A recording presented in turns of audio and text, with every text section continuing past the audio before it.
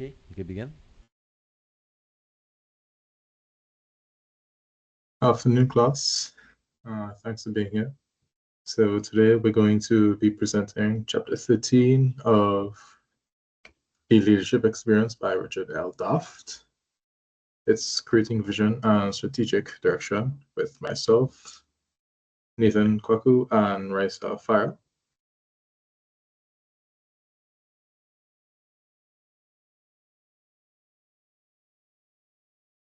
So the goals for this presentation are as follows. At the end of this presentation, hopefully you'll be able to explain the relationship amongst vision, mission, strategy, and all of the implementation mechanisms to apply it to your organization. Create your own personal leadership vision. Use the common themes of powerful visions in your life and work. Understand how leaders formulate and implement strategy, and then apply the elements of effective strategy.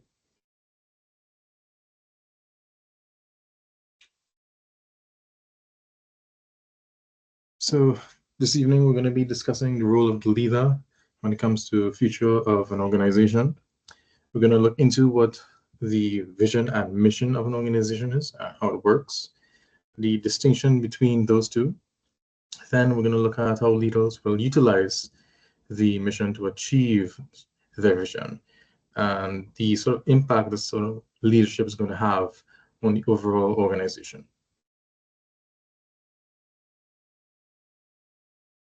So we'll begin with strategic leadership.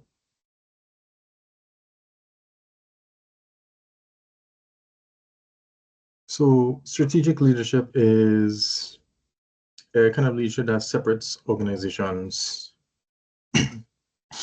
that merely survive and those that will thrive in the long term. It's not an accident or individual talent reserved for a few charismatic executives. This is something that can be shared upon middle management or individuals going about the day in the organization itself. So it's a practice. It's a discipline, really. It's a set of choices and habits by leaders and others who study the environment and imagine a better future, using people and the resources around them to get to their overall goal.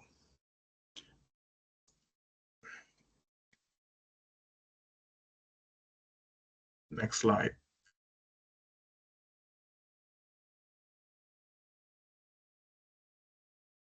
In today's fast-paced and complex world, leaders face a lot of challenges when it comes to information they're exposed to. It creates uncertainty. We have technology, regulations, market shifts, societal expectations. All of these things are a flood of information. It's this uncertainty that leads some of them to retreat into comfort of routine tasks where they never really switch up what they're doing. These often lead to results that are immediate and feel like they're in control. However, this inward focus can be very much detrimental to the organization. So strategic thinking requires a bit of stepping back from the regular, you would say, and engaging in a bigger picture plan. Again, like I said, it's a discipline that a lot of leaders will struggle to prioritize and even attempt. Next slide.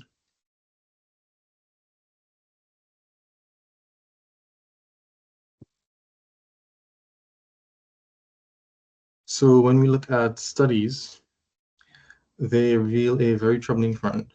Most executives devote the majority of their time to very much short-term operational concerns. For instance, IT executives spend 84% of their time on routine tasks. IT operation managers 70% and 76% respectively. And senior executive allocate even less time than that. There's 3% of their energy to really dedicate to a long-term corporate vision, with some companies even report lower figures. So you can see where this concept isn't really taken that seriously amongst the top ranks. Next slide. Next. Okay. This is an imbalance. It highlights a critical issue. Without this clear strategic framework, organizations really risk stagnation and the inability to grow and adapt to changes on the outside. So strategic leadership is not just a desirable trait, it's, like I said, essential for navigating uncertainty and ensuring sustained success over a long period of time. Every business wants to grow, etc. Next slide.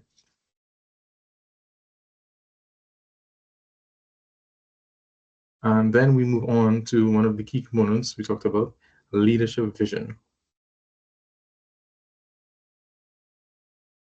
So at the heart of strategic leadership is a vision. A vision isn't just a poster or an aspirational tagline. It's a description of a better future that an organization will choose to pursue. It's a credible picture, something insight of what success will look like in some years ahead, wherever that roadmap will lead them to. So vision performs multiple essential roles within an organization. It orients decisions, offers consistent reference points as to when choices would need to be made. It provides clear purpose, connecting very much the mundane tasks that we talked about before into some sort of meaningful outcome. It helps transform. It rallies energy behind and creativity because people prefer to work towards something inspiring rather than towards unending targets, and they need something concrete in their sights. So vision really establishes standard of excellence and integrity, defining not only what success would look like, but the manner in which it should be pursued. And crucially, visions enable change by giving people the courage to move into uncertainty. But for visions to be effective, you have to walk a fine line between aspiration and credibility. If it's too abstract, people can respect it, they understand what it is, but they can't understand how to act upon it. If it's too narrow, it'll fail to inspire extra effort needed to innovate. So we see the most powerful visions stretch an organization. They call for some significant change while remaining grounded within these strengths and opportunities.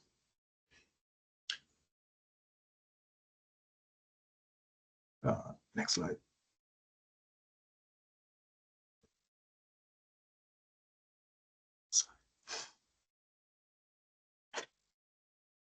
So, like I said, powerful visions are very much compact, memorable, they're easy to remember, and repeatable. So the simplicity is what's strategic. The short phrases and slogans that act towards anchors that people can recall with ease. So strong vision will appeal broadly and support very much adaptation to any sort of outside forces that come in. It speaks across to people across roles and levels. So again, not just top management, we're talking mid-level people and the employees that support them. It'll help the organization manage change without losing coherence. It reflects the ideals, setting aspirational targets, and motivate through any sort of setbacks, because setbacks are always going to happen in any organization. Next slide.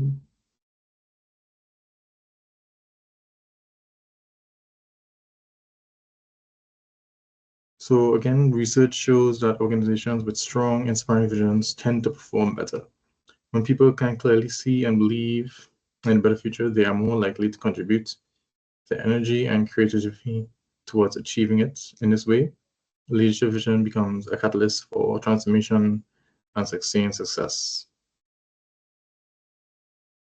Next slide.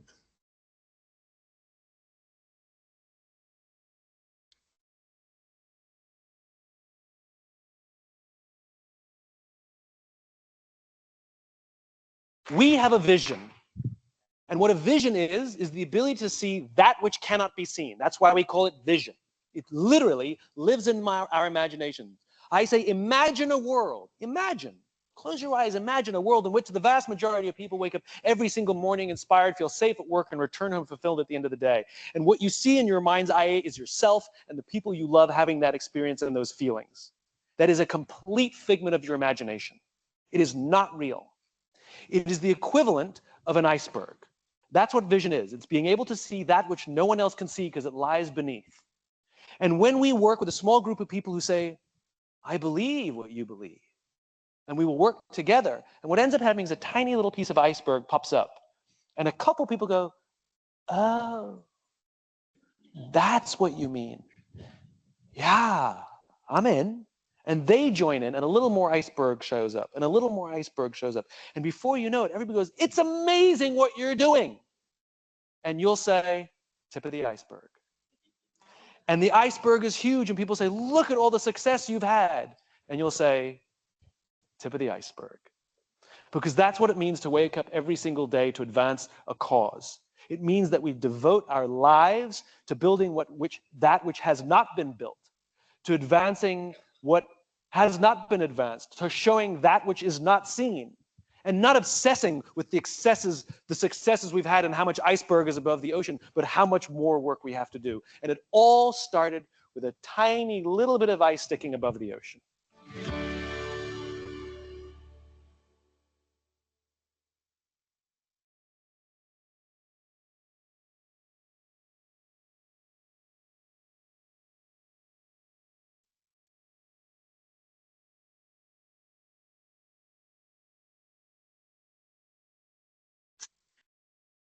Continuing, vision is a transformative force in leadership. One of the most powerful effects of a vision is the way it sort of humanizes work. People seek meaning in the roles they play. So a clear and compelling vision answers a question that a lot of employees, I'm sure you yourself might have asked, is why does your work even matter? When you answer that, your routine task end up contributing to something much larger. It increases engagement and encourages efforts by the employees of an organization and helps the organization itself attract and retain talent who care about that purpose, not just pay. Next slide.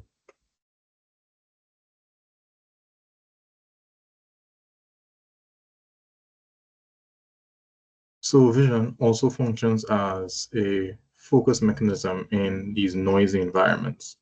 When competing priorities and constant change, individuals need a reliable filter to really decide where to invest their time and creativity. A shared vision kind of acts as a focus button. It raises the signal of the tasks that matter and reduces the cognitive cost of choosing amongst all these different options you have. So when vision and values are explicit, people are more willing to take calculated risk aligned with those values because they understand what the end goal is. Next slide. So leaders have a role to play in all, of course. They will amplify these effects with, say, storytelling or general listening and recognition.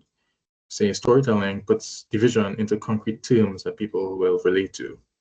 Listening is connecting the organization's visions to these individuals' own aspirations and helps the leaders discover how to translate these broader goals into meaningful local objectives. And finally, recognition and visible celebration of behaviors that exemplify the vision reinforces what success will look like and will then encourage others to follow along. Next slide.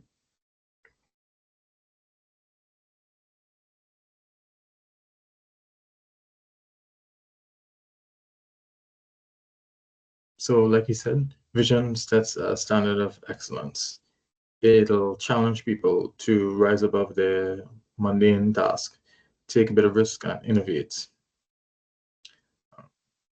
It acts as a guiding force, aligning your smaller task with that bigger end goal in mind. Next slide.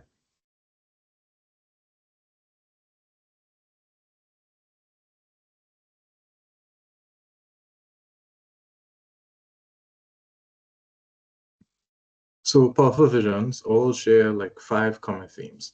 They appeal broadly, they'll help organizations manage change, inspire hope, especially again amongst the everyday worker, reflect high ideals, and define both the destination and the pathway to get there. Vision must be shared. It's not owned by a single leader. It's not just they can come up with a vision, but it has to be, everyone has to be on the same page.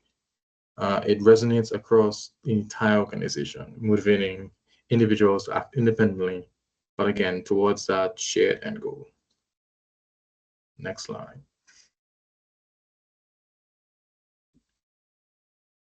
Vision will drive change. It gives people courage to face uncertainty and make those bold moves towards achieving the organizational goal. Next slide.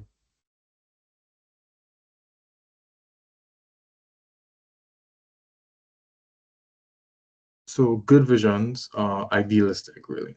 They define specific outcomes and values to guide the journey. They operate at multiple levels from within the company as a whole, to individual teams, and the employees. When everyone understands and embraces vision, the organization becomes self-adapting, with each person contributing their little own to the whole. Next slide.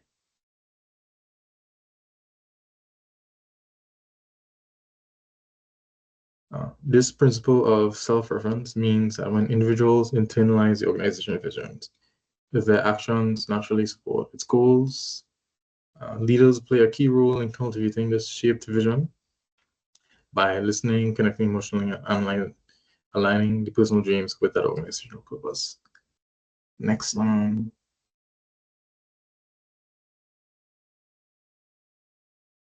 So to recap, vision creates self-adapting organizations. Shared visions enable independent action and unified direction. There's principle of self-reference. Leaders have the obligation to connect emotionally and listen to the employees. It's a shared vision that binds the personal with the organizational goals. Next slide. And now I'll pass it on to Raisa, who will continue on with the mission. Okay, can you hear me okay? Yes, we are. Okay. Hello everyone. My name is Raisa Farrell and I'll be continuing the presentation. First starting off with the mission. So we'll start off with the definition of what a mission is.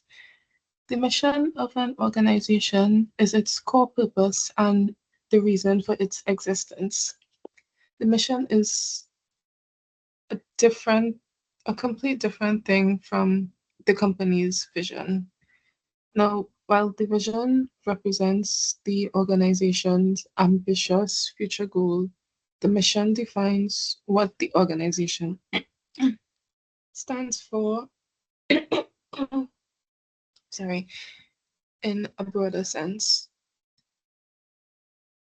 The mission statement is there to define the core values of the company and the reason it came into being, while the vision statement stands for what the company wishes to be known for in the future. The mission is what the organization stands for. So just a quick question, just to engage the class. You can show by a show of hands or type in the chat how many of you ever faced a challenge that made you rethink your goals.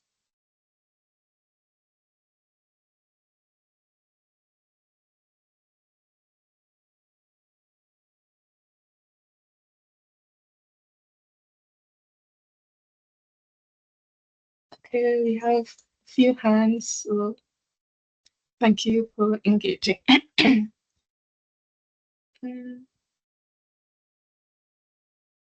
So now we will move on to the importance of a mission.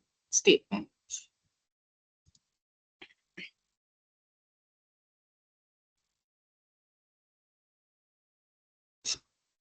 Sorry, the first point we have is stability. So, unlike visions that may change, the mission remains consistent throughout. It provides stability during shifts in technology and marketing conditions. It sort of acts like the glue that holds the organization together and guides strategic decisions. The next point we have is employee engagement. A strong mission can enhance employee motivation and engagements. According to the Gallup Q12 study, 60% of employees who feel the mission is important report being engaged at work, while 20% of those who do not see the mission's importance feel engaged, and 66% of employees who value the mission would recommend their company's products or services. And another question, raise your hand or again, type in the chat if you believe that a clear mission statement can improve a company's performance.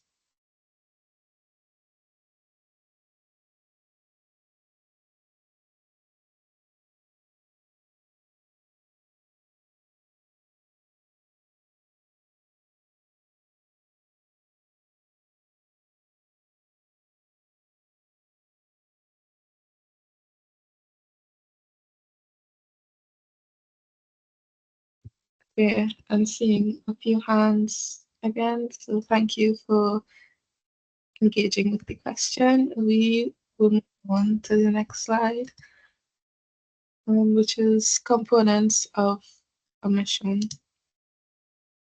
Integration of values and purpose. So the core values and core purpose are frequently expressed together in a mission statement, which helps align the organization's visions with its operational goals. Now, the core values are the guiding principles that define what the organization stands for, regardless of circumstances. And the core purpose defines the organization's fundamental reason for existence and is often articulated in a mission statement.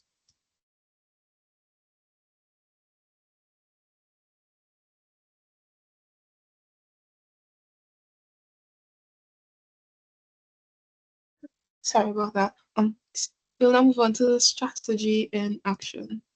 So strategy is the plan of action for allocating resources and activities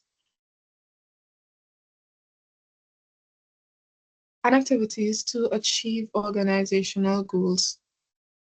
It bridges the gap between visions, values, and purpose of an organization and the actions needed to realize them. Strategic management involves formulating and implementing specific strategies to achieve a competitive advantage. Deciding where to go. Some key questions to ask when deciding where to go are, where is the organization now? Where does the organization want to be? What environmental changes and trends are occurring, and what actions can help achieve the vision?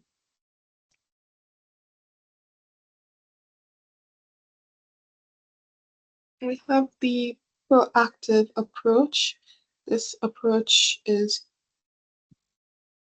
an effective strategy that requires anticipating future trends rather than merely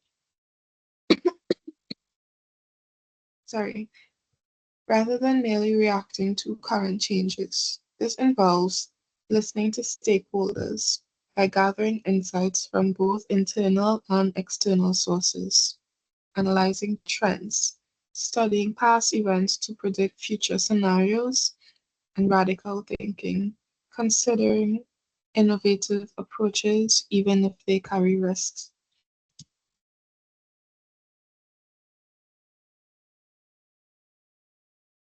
Qualities of successful strategies. First quality we have is core competence. This is identifying and leveraging the organization's unique strengths. For example, LL Bean is renowned for its exceptional customer service. Their satisfaction guarantee allows customers to return products at any time, which builds trust and loyalty. This core competence differentiates them from competitors and enhances their brand reputation. Excuse me. Next we have synergy, which is creating a combined effect greater than the sum of individual parts, often through alliances. For example, North General Hospital formed a partnership with Mount Sinai Medical Center to enhance its service by offerings. By collaborating, they can both provide specialized care that neither could offer alone, improving patient outcomes and increasing operational efficiency. This synergy allows both organizations to leverage each other's strengths for mutual benefit.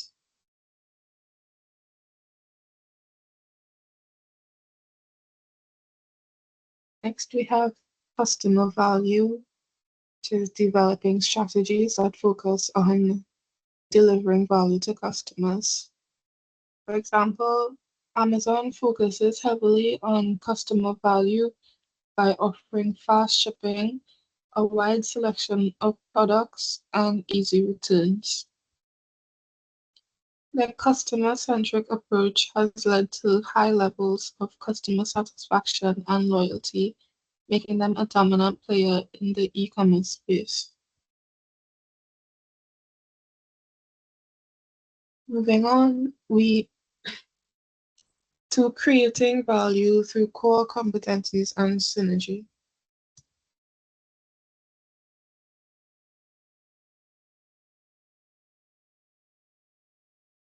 Core competencies and synergy is focusing on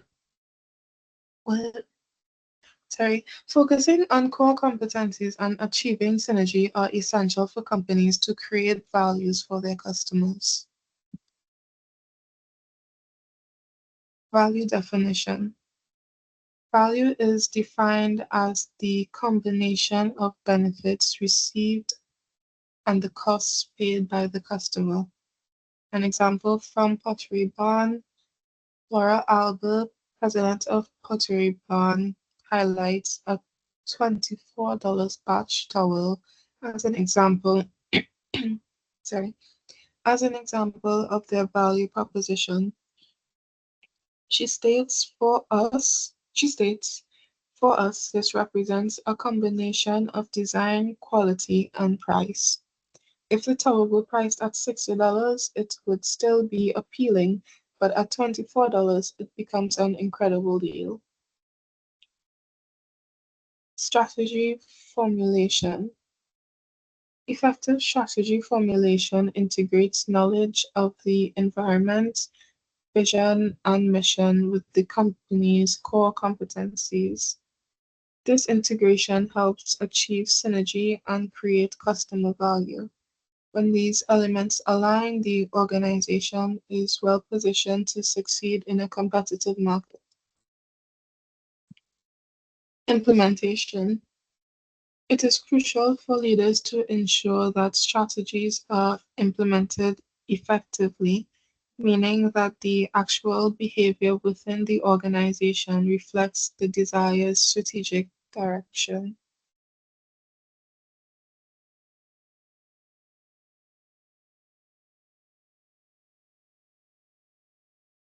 And a quick question for you guys. Which do you think is more critical for success? Having strong core competencies or effectively implementing strategies?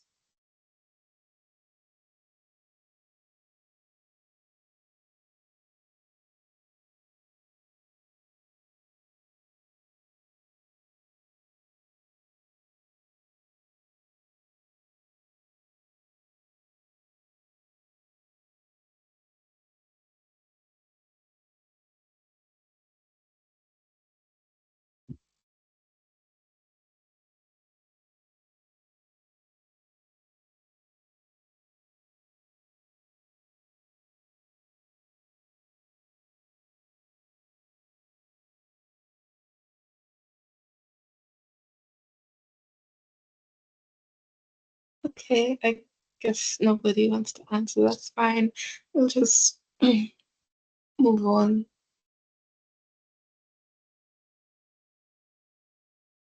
So now we'll move on to deciding how to get there.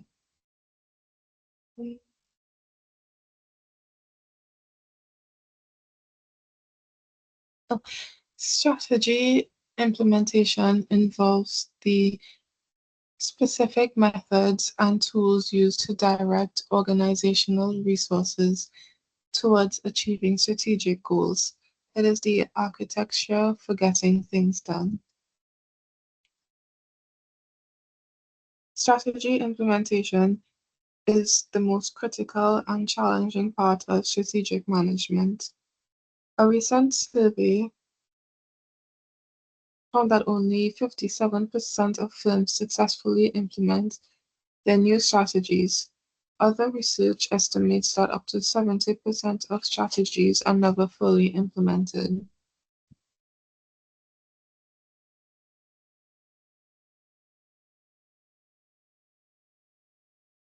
Key components of effective implementation.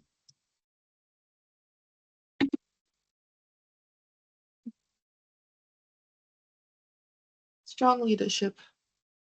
Strong leadership is essential for creating an environment where employees understand and are committed to the strategic direction. Trust in leaders and organizational commitment lead to greater support and effort. Organizational elements.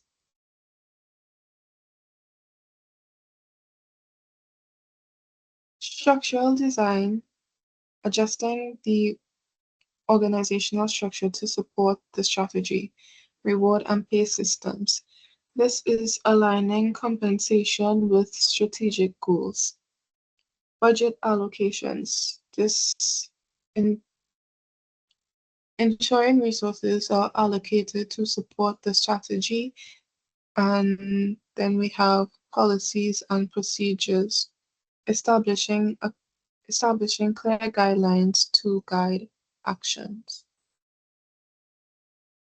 An example is An example we have is Payless shoe stores. They redesign stores to appeal to fashion-conscious customers with a new layout and lighting to enhance the shop's experience to make the product seem more appealing. And another quick question for you guys. Which do you think is more critical for success? Having strong core competencies or effectively implementing strategies?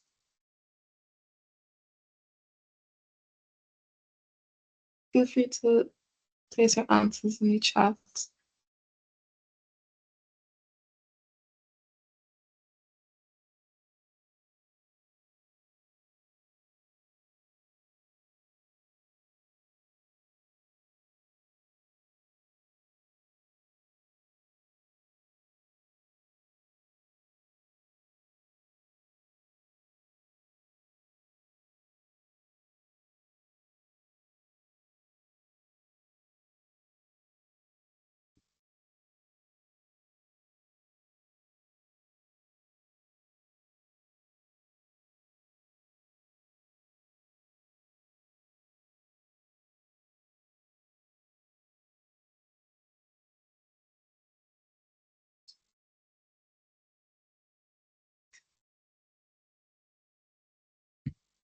Okay, then I guess we'll be moving on then. The leader's contribution. Good leadership requires actively involving everyone in the organization, but leaders are ultimately responsible for setting the direction, vision, and strategy. When leadership fails to provide clear direction, organizations can struggle and lose their way.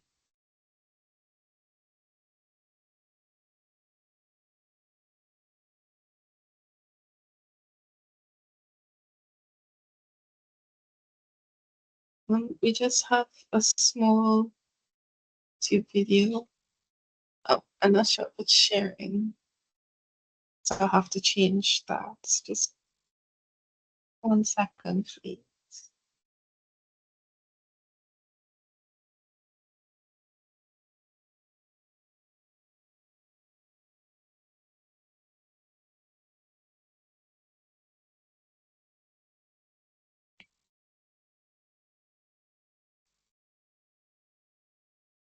Okay, can you see my screen?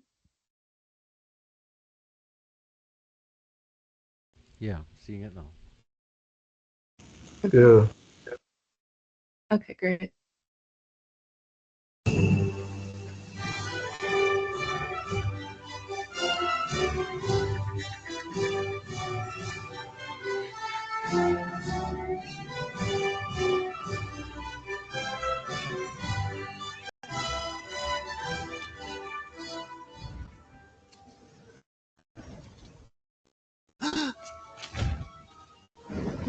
Oh no! I'm lost! Where's the light? It just went away! What do I do? Help! We'll be stuck here forever! Do not panic! Do not panic! We are trained professionals! Now stay calm. We are going around the leaf. Around the leaf? I don't think we can do that. Oh, nonsense. This is nothing compared to the twig of 93. That's it. That's it. Good. You're doing great. There you go. There you go. Watch my eyes. Don't look away. And here's the line again. Thank you, Mr. Soil. Good job, everybody. Oh my, there's quite a gap, Mr. Soil. Shouldn't we tell the Queen? I don't think we need to involve the Queen in this. She's got enough on her plate already. Training her daughter. Oh yes, Princess Ada, the poor dear.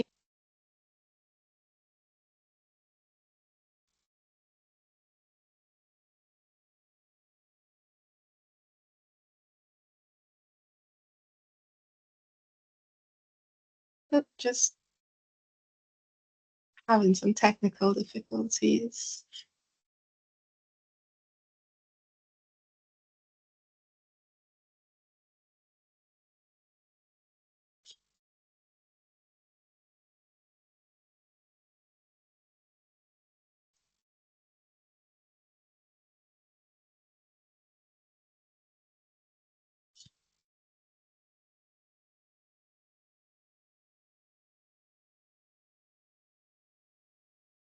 Okay, you can see my screen again, right? Yeah.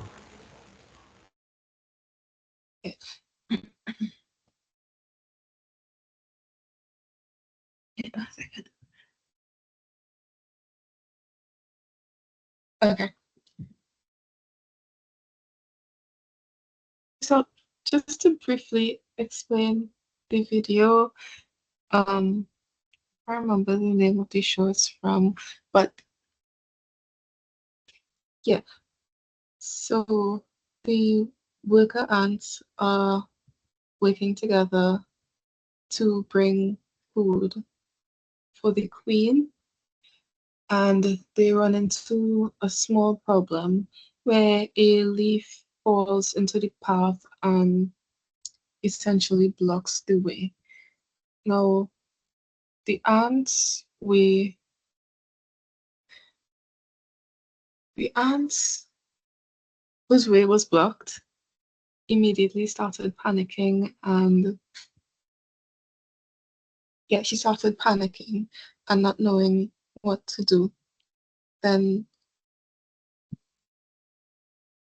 the leader, we'll call him that, he came out, he saw that his worker was panicking and unsure of where to go from there, so he came and essentially guided him on solving the problem. And that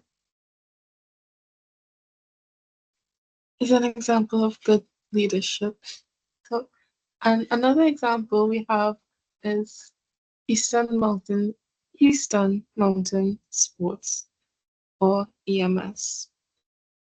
EMS was originally founded as a sporting goods store catering to serious outdoor enthusiasts. In an attempt to spur growth, EMS leaders broadened their market to include casual customers by selling items like fleece jackets and khaki slacks. This shift in market led to the loss of core customers, resulting in EMS becoming less relevant in the outdoor retail industry. Oops. Next, we have stimulating vision and action. Effective leadership requires a combination of vision and action.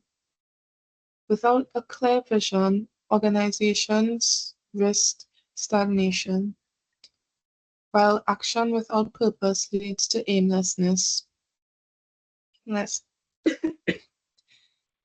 Leaders must inspire and implement to create meaningful change.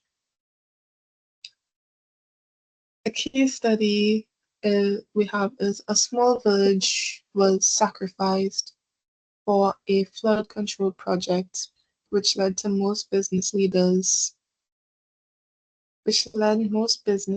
enterprises to decline. One diner owner, however, maintained his vision and opened a larger restaurant on a hill. When the project was completed, his restaurant became a popular destination by the newly constructed lake, demonstrating the power of foresight and action. Linking vision to action, hopes and dreams motivate progress, but leaders must connect these aspirations to strategic actions. Vision must be translated into specific goals, objectives, and plans to guide employees towards the desired future. Now we'll move on to leadership types, where we have another short video.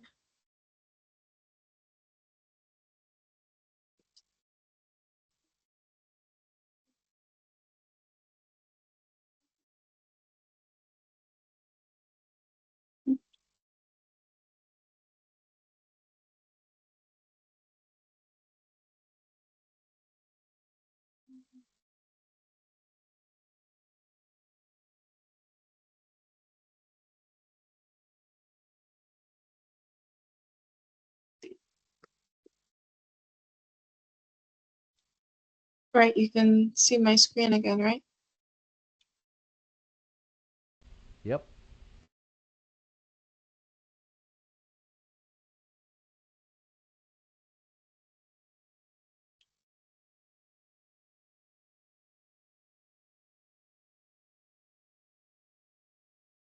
There are 5 leadership styles that we will focus on in our presentation today, each with unique characteristics and various potential applications. Let's go over them briefly.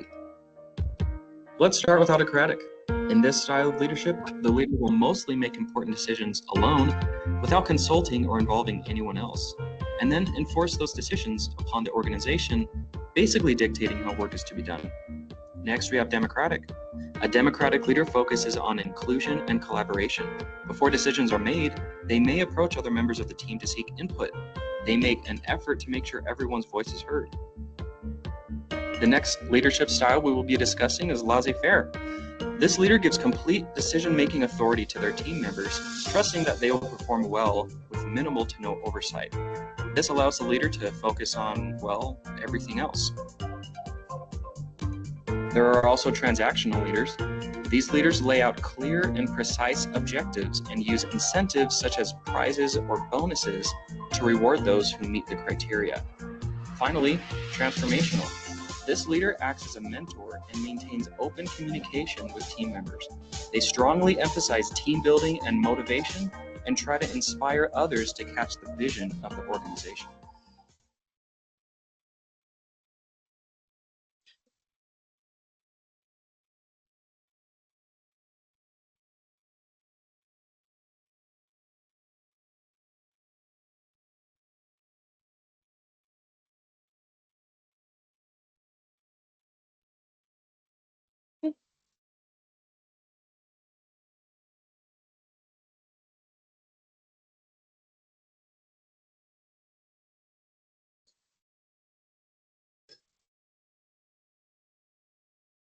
Right, you can see my screen again, right?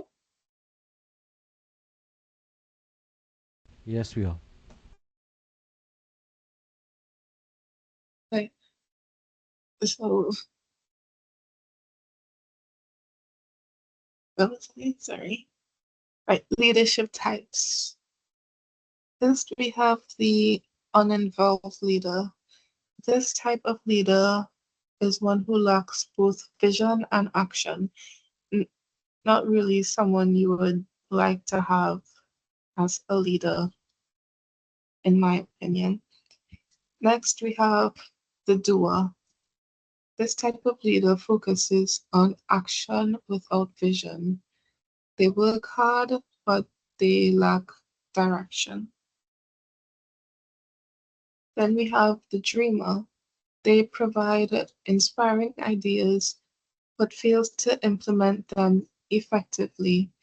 The vision, unfortunately, also remains a fantasy.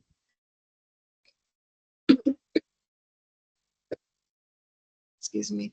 Then we have the effective leader. This type of leader balances dreaming big with taking significant strategic actions, either personally or by empowering others. And we have a quick question. You can feel free to type in the chat or say it into the mics. What type of leader do you think describes you best?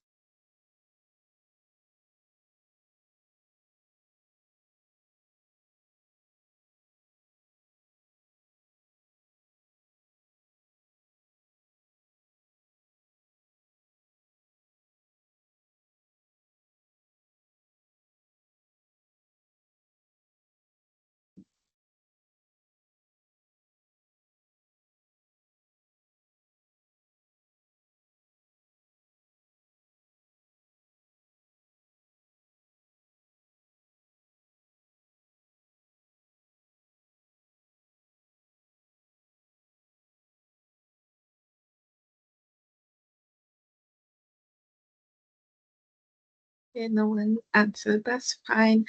For me personally, I would like to think that I'm an effective leader because when I have a goal, I would like to work towards it. And if I'm put in a leader's position, I would want to make sure my team members are also on board with. Sorry, I would want to make sure that my team members are on board with my vision and make sure no one feels left out. And try to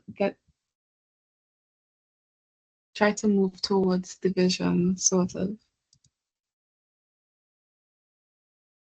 An example of effective leadership, we have Steve Jobs of Apple is recognized as a visionary leader who merged technology with creative design.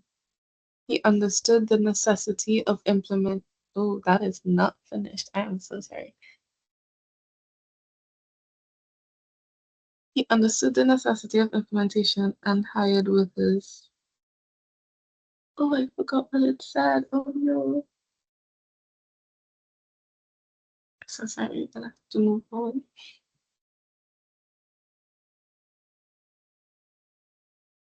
Okay. I will now be passing you on to Nathan, who will be taking you through the rest of the presentation.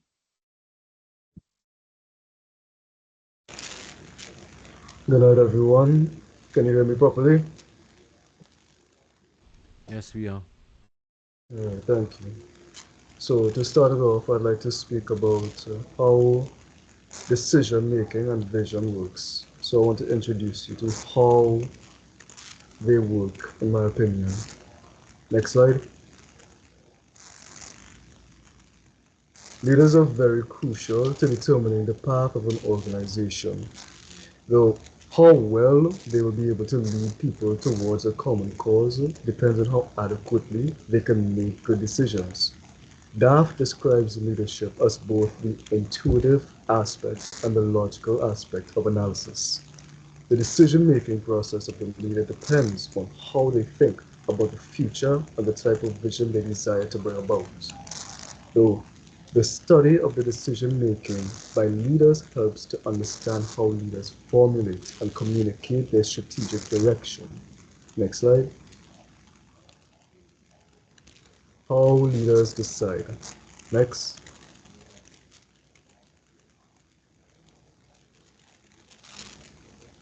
With leadership, the decisions made are not just concerned with problem solving, but also with giving definition to the opportunities.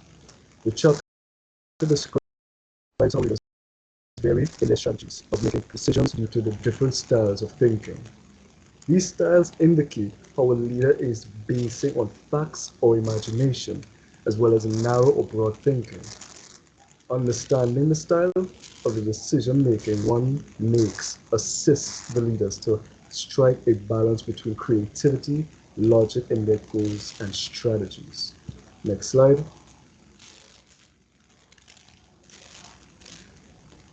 The four decision-making styles. Next.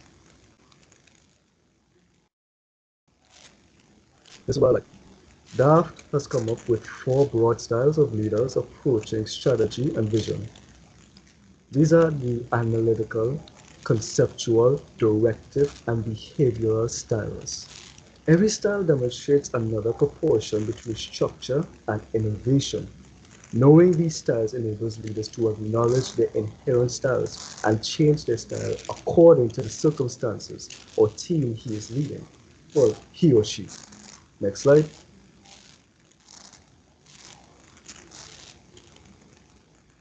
Analytical decision-making style.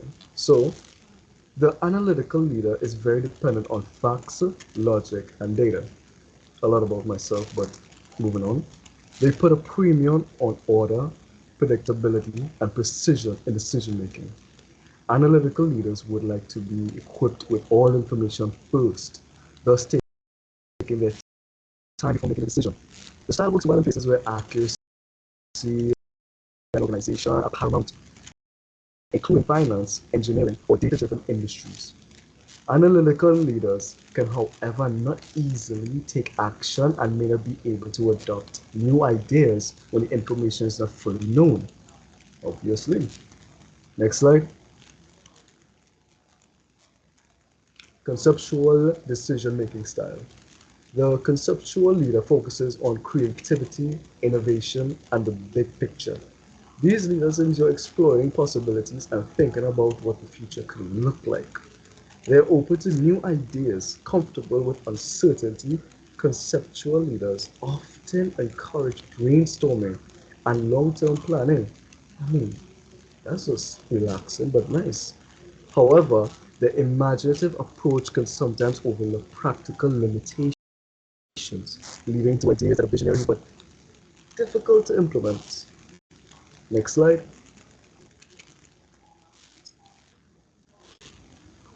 Directive decision-making style. The directive leader values control, structure, and clear procedures. They're decisive and prefer quick, efficient action.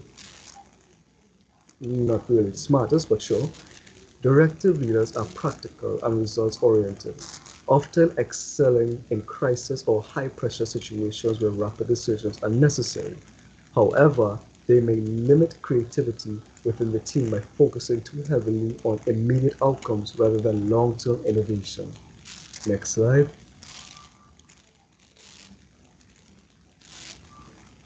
Behavioral decision making style. The behavioral leader is people oriented and values communication and collaboration, which is extremely helpful when you're working with your teams. They focus on team relations and strive to create an environment where everyone feels included in decision making. Behavioral leaders emphasize trust, empathy, and group consensus. While this approach builds strong team commitment, it can sometimes slow down decision making or lead to difficulty when tough choices are needed, right? Next slide.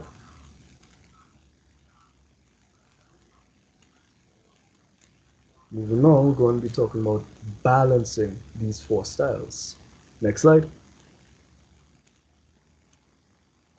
This chapter emphasizes that no single style is superior. Each has unique strengths and weaknesses. DAFT was really onto that. Effective leaders understand that dominant decision-making style are flexible enough to use other styles when necessary.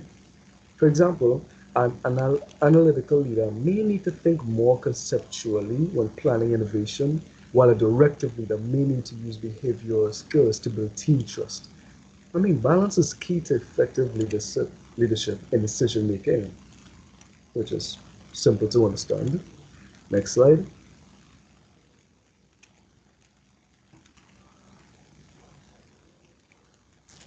Now, talking about the leader's self-insight in 13.3. Next slide.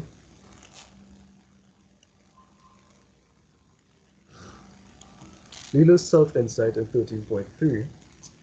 In the leadership experience, the book, it helps individuals recognize their personal strategic vision style, which it measures how leaders prefer to think and act when planning for the future. The exercise encourages self-awareness, helping leaders identify their dominant traits and how they affect communication, decision-making, and strategic planning. Self-insight allows leaders to strengthen areas they may overlook and adjust their leadership style to suit different contexts, which will basically help them in any situation they may find themselves in. Moving on.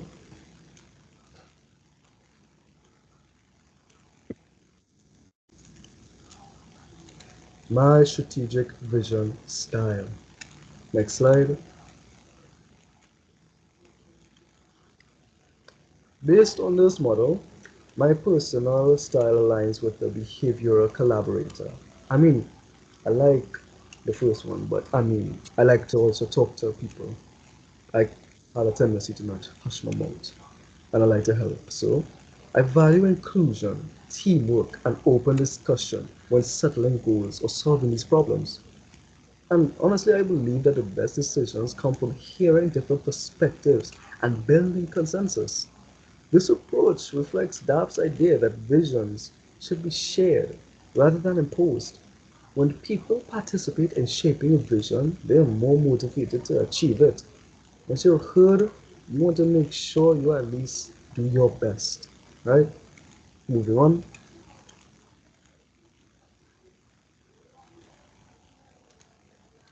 The self-insight versus leadership. Next one. Effective leadership requires self-awareness. Okay. When the leaders achieve the knowledge of how they think and make decisions, they're able to adapt to the requirements of their teams.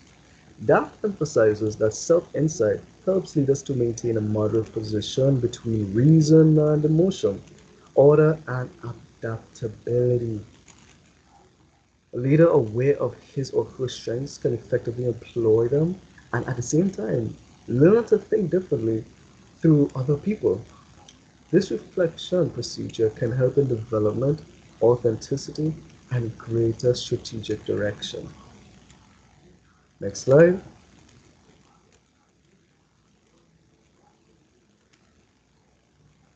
Now we're going to be talking about the relationship between decision making and vision. Next slide. The process of decision making has a direct impact on the way in which leaders create and communicate vision. Analytical leaders can establish down to earth plans and visions step by step, whereas conceptual leaders can establish high goals and inspirations. And behavioral leaders make the vision relate to the values of people, and directive leaders convert these visions into action.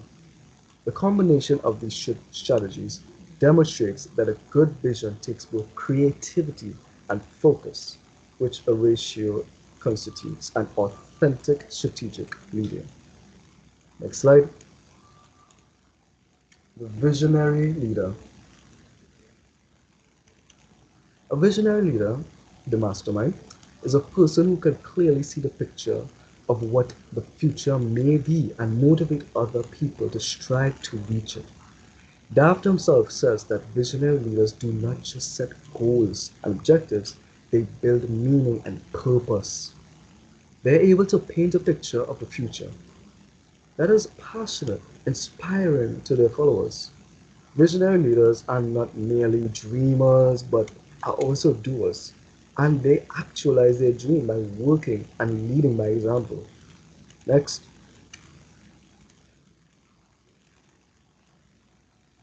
the traits of a visionary leader. Listen close, right? Visionary leaders share key characteristics that help them shape the future, such as the imagination. They think creatively about what could be possible.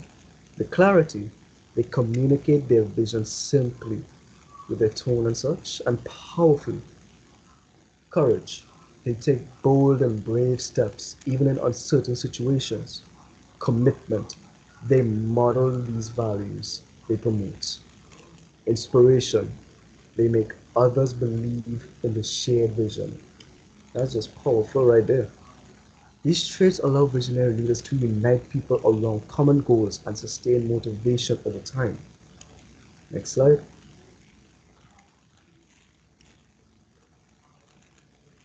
Examples of visionary leadership.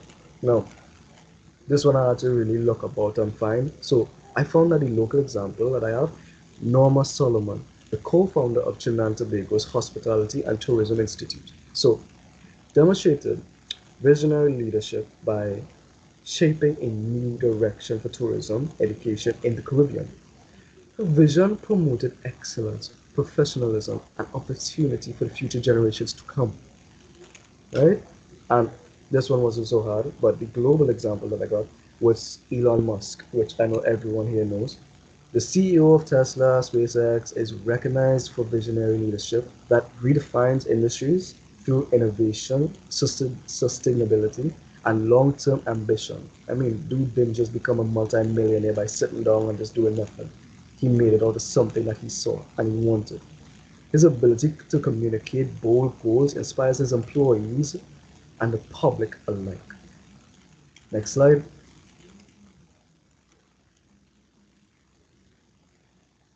They focus on this, on how important a visionary leader is, right? The impact that they have. Next slide. Visionary leadership connects people to a purpose greater than themselves. It encourages innovation, unity, and resilience within organizations. When leaders communicate a clear vision, followers are more likely to stay motivated and committed once it's just simplified for them, even though challenges come along. As Daft explains, visionary leadership transforms abstract ideas into shared goals and actions. Through visionary leadership, leaders imagine the future and then work with others to bring it to life. Next slide.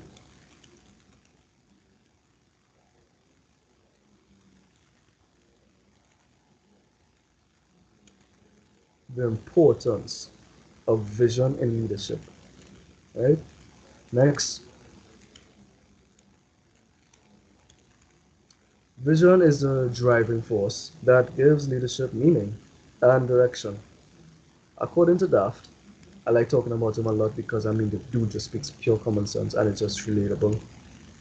Vision helps followers understand not only what they are doing, but why it also matters. It provides a mental image of what the organization aspires to achieve and gives employees a sense of belonging and purpose.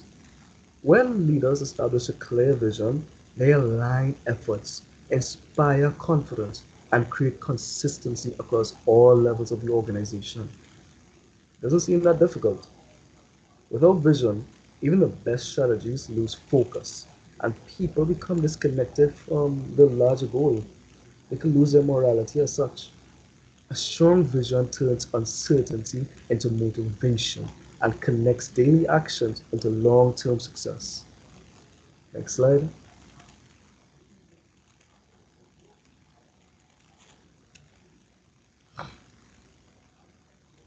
Visionary leadership in the Caribbean context.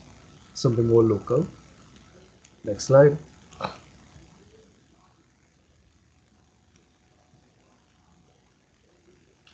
Visionary leadership can be found in every region, including the Caribbean.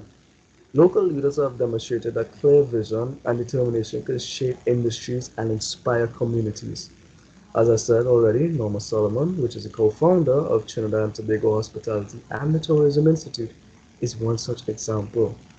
Her vision for raising these standards in hospitality education transformed opportunities for young professionals across the Caribbean. Similarly to Massey's group vision to be a force for good, creating value, transforming life, and driving positive change.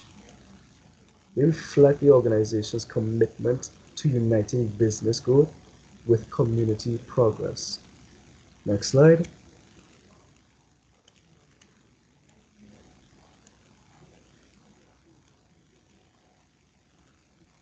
These guys. Even traditional companies like Angostura Limited continue to show visionary leadership by balancing innovation with cultural heritage, keeping their brand globally relevant while staying true to their local identity. These examples prove that visionary leadership isn't limited to large international corporations. It thrives wherever leaders think boldly and act with their purpose. Next,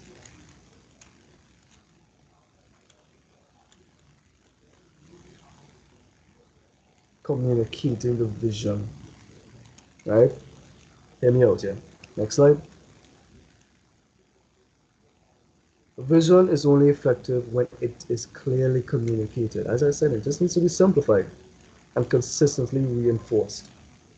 Vision must be shared, not simply declared. DAFT emphasizes that leaders must use words, symbols, and personal actions to bring their vision to life. The way a leader communicates determines whether followers truly believe in the direction being set. Repetition and authenticity are key as people need to hear, see, and feel the message through their leaders' behavior. Effective visionary leaders communicate with enthusiasm and conviction, ensuring that their teams understand how their individual contributions connect to a larger purpose. When communication is consistent and sincere, the vision becomes part of the organizational culture rather than just a statement on paper.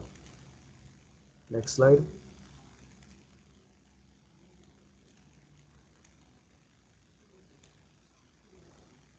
Now, this is a famous quote that I basically just liked a lot. I saw many from Martin Luther King and all, and I like this one. Leadership quote for reflection. The very essence of leadership is that you have to have vision. You can't blow an uncertain trumpet. From Theodore Hesburgh.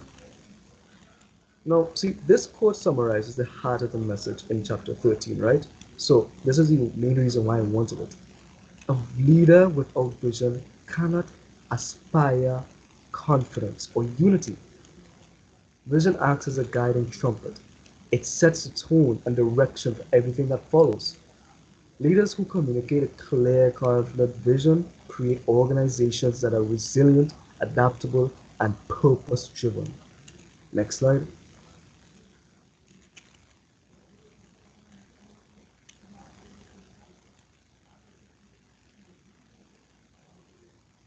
Even visionary leaders encounter challenges, right?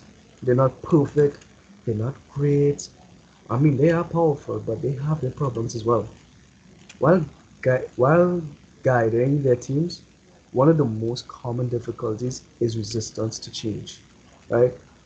When introducing a new direction, leaders often face skepticism or fear from those comfortable with the status quo. They plan themselves down thinking what they're doing right now is perfectly fine with them, but they don't realize that they could just have better if they just change. Visionary leaders must also balance short term demands with long term goals, which can be difficult when resources are limited or when immediate results are expected. Maintaining motivation or morale during setbacks and staying true to one's values under pressure are equally important challenges. As DAFT suggests, the true measure of visionary leadership lies in persistence and adaptability, continuing to move forward even when progress feels slow or uncertain. That's what a true visionary leader is about. Next slide. Now, this is basically the conclusion of everything that we've spoken about. Next slide.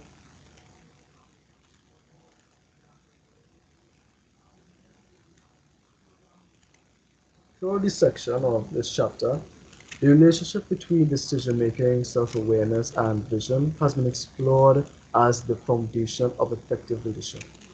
Leaders decide not only based on logic but also on values, relationships, and creativity. The way they think determines how they shape their vision. While self insight allows them to refine their leadership approach, a visionary leader stands out because they combine foresight with action as they can imagine a better future and motivate others to make it real. Next slide. So closing this off, right? Communication and consistency are essential leaders, which must model the same values they promote. By fostering creativity, empathy, and resilience, leaders can develop the ability to see beyond obstacles and guide others toward meaningful achievement. Visionary leadership is not a trait one is born with, it is a skill cultivated through reflection, experience, and purpose. In the next slide here, I have the references to which I use with my group. But other than that, next slide, I would just like to at least say thank you very much for listening to our talk, our presentation, and hopefully we made you realize how strong these types of leaders are and how important they are and how much of a big change they can make to our society. To which I say thank you very much.